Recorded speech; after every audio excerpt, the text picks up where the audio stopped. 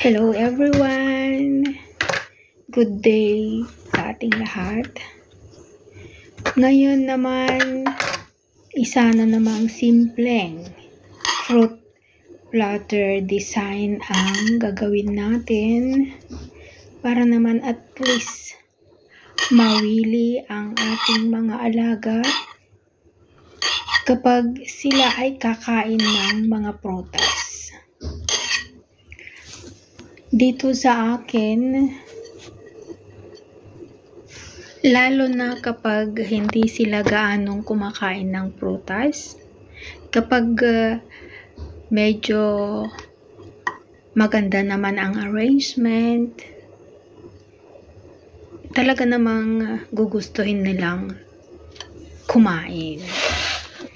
So, try natin gumawa ng simple.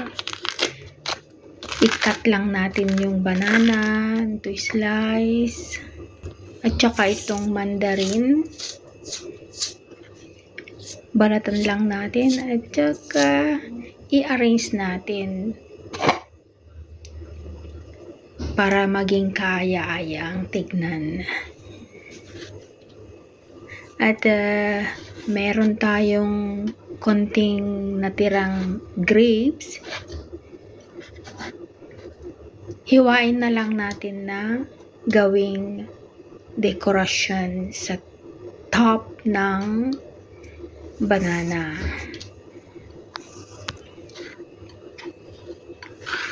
Pero syempre, yung grapes, hugasan naman natin siya ng maigi. Ibabad natin sa suka or kung walang suka, gawin natin ibabad sa asin ng about 4 to 5 minutes bago natin hugasan para naman maalis yung chemicals kung mayroon mang na-spray dyan before nilang i-harvest.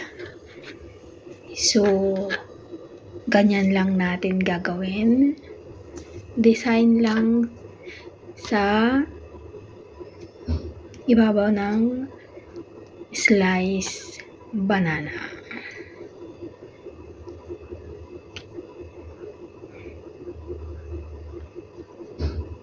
Simpleng dekorasyon, simpleng design.